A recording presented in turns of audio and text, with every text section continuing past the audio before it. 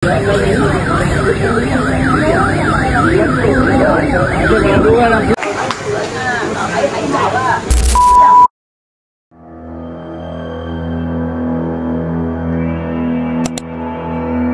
insiden mengejutkan melibatkan 6 buah kenderaan dirempuh berlaku di Taman Pelangi, Johor Bahru pada Khamis lalu.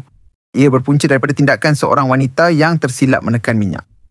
Kejadian dilaporkan sekitar jam 9.14 pagi apabila wanita berusia 49 tahun itu yang bekerja sebagai ejen insurans sedang memandu kereta jenis Mini Cooper dari arah Jalan Pingai menuju ke Jalan Kuning.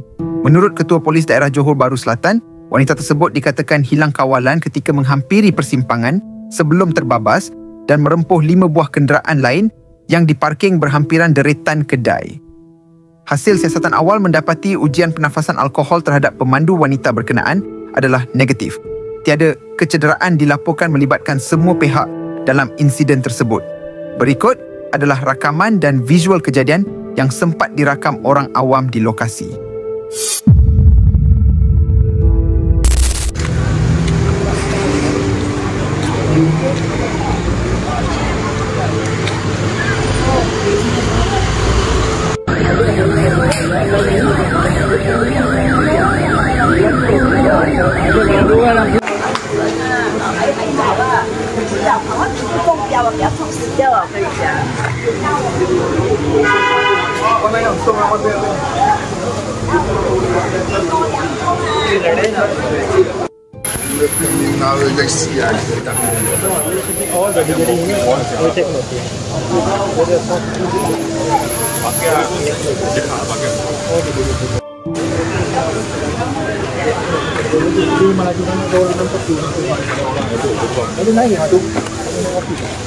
Kalau kena habis